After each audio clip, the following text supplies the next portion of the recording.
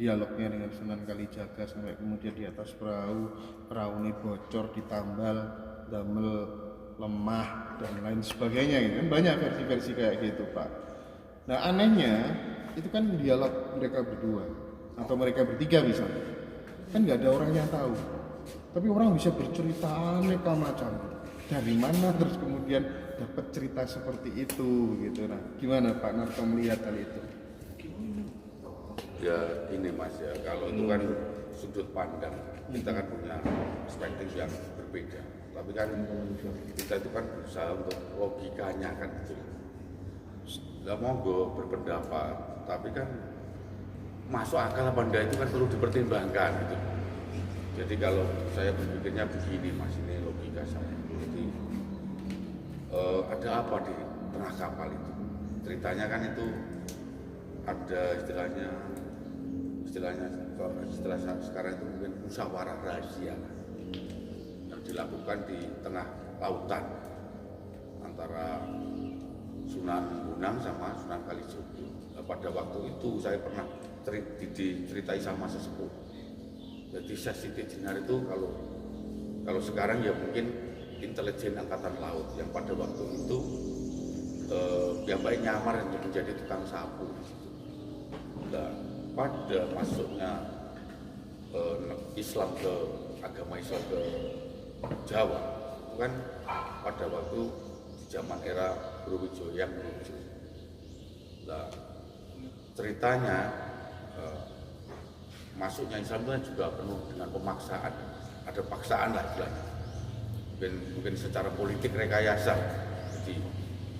jadi Majapahit dibuat kegaduhan supaya image masyarakat menilai kerajaan di era Brawijaya itu buruk kan gitu kan, seperti contoh paham ya, mungkin kelangkaan minyak hari ini mungkin kan tidak ada rekayasa atau memang sebenarnya itu kan banyak faktor yang menyebabkan image yang buruk terhadap pemerintah ini kan, itu contoh seperti itu. Nah, pada waktu itu waktu rapat di Segoro di atas perahu tadi itu kan bahwa Sesi Jenar itu melihat ada rencana terhadap bagaimana mengislamkan Indonesia ini Mas kan gitu. Lah akhirnya ketahuan itu artinya rahasianya bocor Mas. Lah terus diartikan bahwa perahunya bocor, itu sebenarnya rahasia itu bocor. Terus gandeng. Pada waktu itu kan gini Mas, siapa yang memegang rahasia itu kan berbahaya kan Mas. Akhirnya direkayasa Sesi Jenar itu, ataukah dibunuh, ataukah memang seperti sejarah terus musnah sak ragane, terus diisoke di Majelis katanya dikubur, terus digali menjadi anjing, itu kan hanya diisukan, termasuk kapal bocor itu Mas. Saya tuh melihat dari guru saya, dhisik saiki padha ae ora ono bedane. Mosok kok tangannya sepiro dawane kok iso nyaut lumpur ndut untuk perahu bocor itu gak mau, artinya rahasianya bocor. Gitu loh, ditutup rahasia itu dengan Tuban, ditutup dengan pengorbanan. Kan gitu loh, makanya Tuban itu kan ditutup dengan mengorbankan namanya Sesi Jenar itu, matut diisikan seperti itu. Makanya ada salah satu muridnya Sesi Jenar yang marah pelontang Semarang itu sampai menuntut keberadaan gurunya itu cuma sampai kemana-mana itu kan itu gara-gara padahal menurut saya itu Sesi Jenar itu ya orang Jawa yang mempertahankan kejawaannya, kedaulatan Jawanya gitu loh. Jadi kan gini loh Mas, jadi kadang-kadang bingung nak matur gini. Bahkan ada persepsi yang mengatakan bahwa ya Sesi Jenar itu sebenarnya adalah bagian dari Sunan Kalijaga itu sendiri yang kemudian tidak terima jika kemudian harus diislamisasikan semua gitu. Ya makanya gini, pada waktu itu kan ya maaf ya, makanya ada istilah rekayasa, jadi sejarah dibelokkan. Ya maaf ya Mas, banyak kan hari ini fitnah sejarah yang tidak tahu yang sebenarnya. Benar. Cerita itu contoh-contoh kecil. Masalahnya kan kita terkadang kalau cerita itu nggak bisa dibuktikan melalui akal sehat, Nah, itu kan itu kita terus kemudian disuruh meyakini aja Pak, disuruh iya. iman saja. Iya, Nah, percaya. bedanya dengan ajaran Jawa itu kan mengedepankan pendekatannya pada kasunyatan. Tapi kalau agama cerita. yakin. Iya. Ya makanya gini Mas, makanya Jawoto itu mampu memberi jawaban yang nyoto itu loh Mas. Secara mata, secara hati, secara logika. Makanya Jawoto Mas. Makanya gini, saya pengen seperti contoh sesi Tijenar tadi itu dulu memang terjadi kepengennya kan Islam dijawakan, Jawa diislamkan, maksudnya diarabkan. Itu enggak setuju karena apa? Contoh seperti Bu Kartini pada waktu menanyakan katanya ke Kiai Soleh Darat untuk apa itu pengertian bahasa Arab diartikan bahasa Jawa. Seperti contohnya saya tidak pernah ngaji, terus pakai bahasa Arab. Bagaimana saya bisa memahami Mas? Pokoknya butuhnya hafal, pokoknya dihafalkan terus diyakini. Padahal artinya apa tidak tahu, itu saya loh Mas. Mungkin yang lain tidak seperti itu. Bukan. Kepengennya sesi Tijenar sama Sunan Kalijogo itu bagaimana Arab itu dijawakan bahasanya, terus Jawa jangan diarabkan supaya orang Nusantara ini bisa memahami kata-kata itu, dicocokkan dengan adat budaya, cocok apa enggak gitu. Akhirnya enggak tahu dipaksa, akhirnya itu tadi Mas ada Banten, ada Banten, ada apa itu bakaran Bali. Terus Bali itu gini Mas, orang-orang yang pada waktu itu menolak atas ajaran itu kan lari ke Bali. Jadi makanya Bali itu masih menjadi salah satu teritorial Majapahit. Majapahit yang asli itu Iya, Bali Bali. itu. Gitu ya Pak ya? Iya, terus Bali itu kenapa?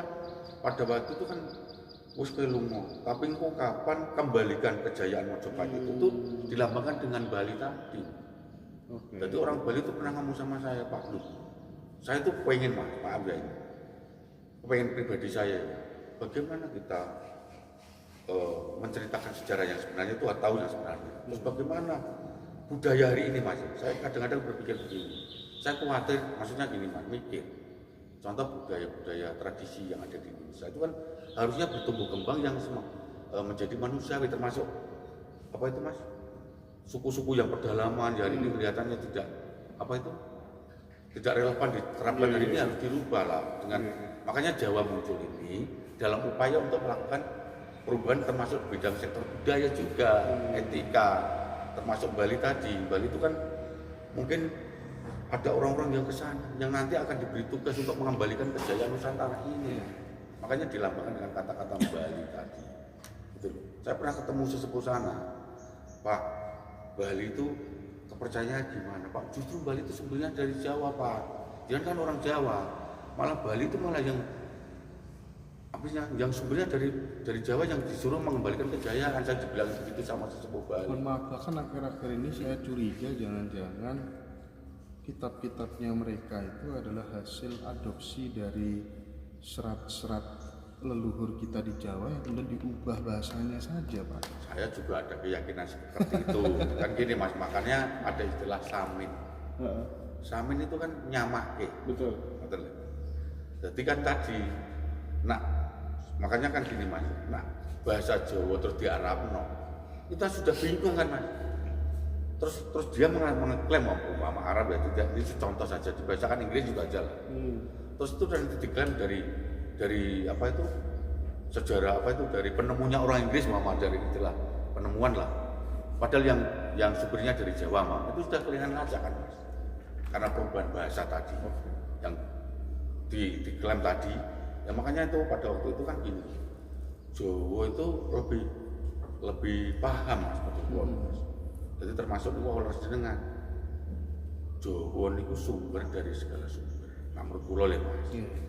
Terus hanya karena bertumbuh kembang pada waktu itu dan kita sudah kehilangan fakta-fakta sejarah atau apa, bahkan yang sudah ditulis di sana menjadi sumber di sana terus diklaim dari ilmu dari sana, contoh ilmu itu Mas. Jadi sebenarnya Jawa Mas. Makanya ini Mas ya, saya meyakini nanti akan ilmu Jawa akan muncul, akan bermunculan. Jadi yang sebenarnya untuk emas itu akan emasnya Jawa itu akan muncul Mas. Jadi semakin kuat keyakinan saya bahwa ketika membandingkan, mengkomparasikan antara ajaran Jawa dengan ajaran-ajaran mereka yang di Timur Tengah itu, seolah-olah asumsi saya mereka yang dari luar atau impor itu ibarat orang itu menerobos saku kita ada apa itu namanya, ada jam tangan, terus kemudian menjual jam tangan itu kepada diri kita sendiri gitu ya Betul, Pak ya. betul Mas Indra. Nah sekarang begini, sekarang saya tanya, balik bertanya sama Mas Indra, kok Mas Indra bisa ngomong seperti itu bersumber dari mana? Itulah, kan gitu kan Mas. Jika jenengan lahirkan kembali itu, ya menurut saya meyakini apa yang disampaikan Mas Indra. Apalagi saya sedikit banyak juga sering ketemu dari pelaku-pelaku sejarah yang bisa menguak sejarah di berapa ribu, berapa ratus tahun. Ada orang yang punya kemampuan seperti itu. Iya Pak, akhir-akhir ini terus terang saya sering mengkritisi sesuatu yang menurut agama kok nggak masuk akal, tapi kok disuruh meyakini terus gunane dikei pikiran karo Gusti Allah dikon gawe opo gitu loh Pak, serius itu. Mulai saya mikir terus, wong Jawa wae nek oleh petunjuk, oleh dawuh bahasa nurani kuwi ora tau akeh-akeh Pak, mung sekecap misalnya begitu ya.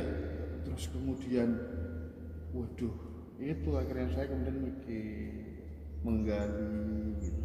Nah disinilah kemudian saya mulai menemukan ajaran yang benar-benar utuh dari Jawa, leluhur-leluhur kita yang memang sengaja di framing buruk ya, dinilai jelek, dipendam sing bagus-bagus, kita disuruh meyakini yang dari mereka semua. Betul, itu kan itu Mas, memang itu strategi untuk penjajahan. Itu loh Mas. Jadi dijajah secara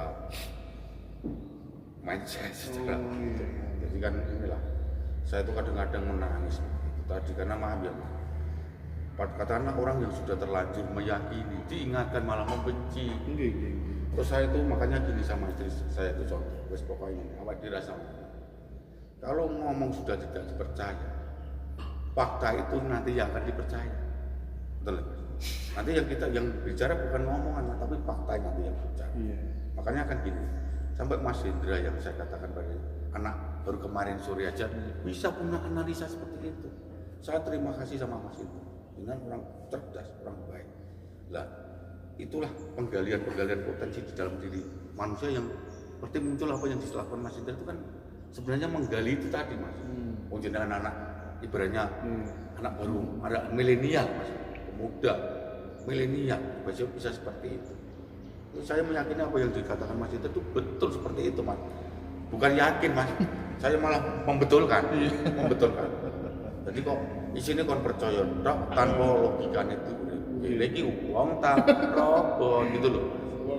Lah kok motornya kon nutup, kupingnya kan nutup, kon yakin tok. Ya maaf ya Mas, monggo lah aplikasi yang baik kita dengarkan, kita rasakan. Nah, enak ya dilebokke, enak gak enak ya ditoke, itu hak kita. Karena Jawa punya metode yang lebih baik menurutku. Maaf ya, bukan dalam arti merendahkan yang lain. Ayolah, sinau Jawa, sinau kemana saja sampai di agama sendiri ngomong no, belajar sampai ke Cina kok. Lu kok malah Cina digetingi pada ilmunya itu dipelajari dulu. Nak ngerti nak wis wajib digetingi yo gedingi ono wong sekolah ya ora. Termasuk Jawa. Yang karuan kita itu dilahirkan menjadi orang Jawa, uga mudik Jawane kok. Belajar itu gak ono salahe, Mas. Sing diarani salah itu melanggar undang-undang, melanggar jengki, cerai itu dilakukan itu salah, Mas. Degel mentakel ngurangi hak wong. Makanya dan kira sah niku ora sah nak hake. Sing iso dadi dikelola monggo nak wis sah kan Mas. Niku nak maaf lho versi Jawa.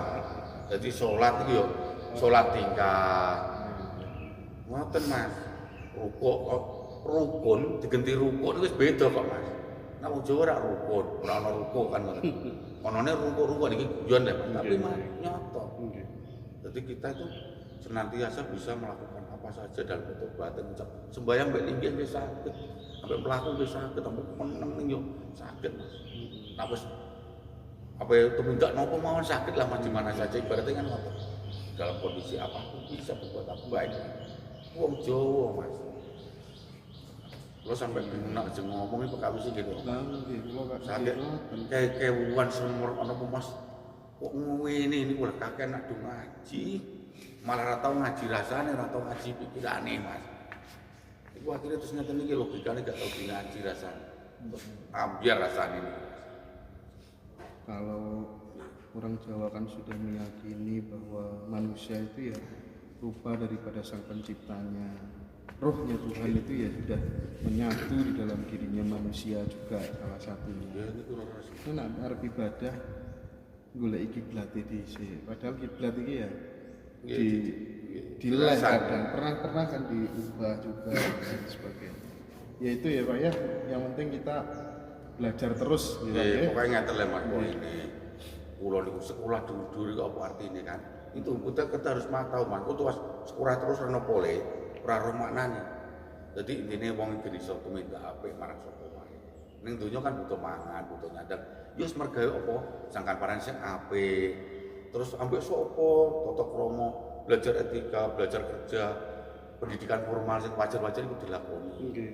Wah, wis umum ini ki lho Mas, penting ambek aja gampang-gampang gedhe ndak boleh mbok sapa ae. Intine agama niku ngoten. Perilaku baik tidak merugikan orang lain. Tidak merugikan orang lain, nek iso nguntungno. Iya. Dalam bentuk omongan deh, pemberian atau tenaga, duwene apa. Iku ngaji ngoten iku mawon, Mas ora sekaken ruwet-ruwet. Mas sekolah karo sampai sekelas tinggi-tinggi monggo. Nggih. Monggo malah seneng kula ben pinter gen apik, ben kono manfaate kanggo umat iki bisa ngerti maksudnya sing gawe urip ngoten lho Mas. Nggih. Alam niki maksudnya pripun ngertos ngoten Mas. Iya. Saya kira itu Pak Sunarto, terima kasih banyak atas pencerahannya. Apa yang jenengan sampaikan mudah-mudahan membawa manfaat, arti dan guna untuk saya secara pribadi, teman-teman semua yang menyaksikan, dan mudah-mudahan nopo ingkang dipun cita-citaaken kalih panjenengan sami kalih ibu mugi enggal kasembatan. Kabul. Matur suwun, rahayu. Rahayu Mas.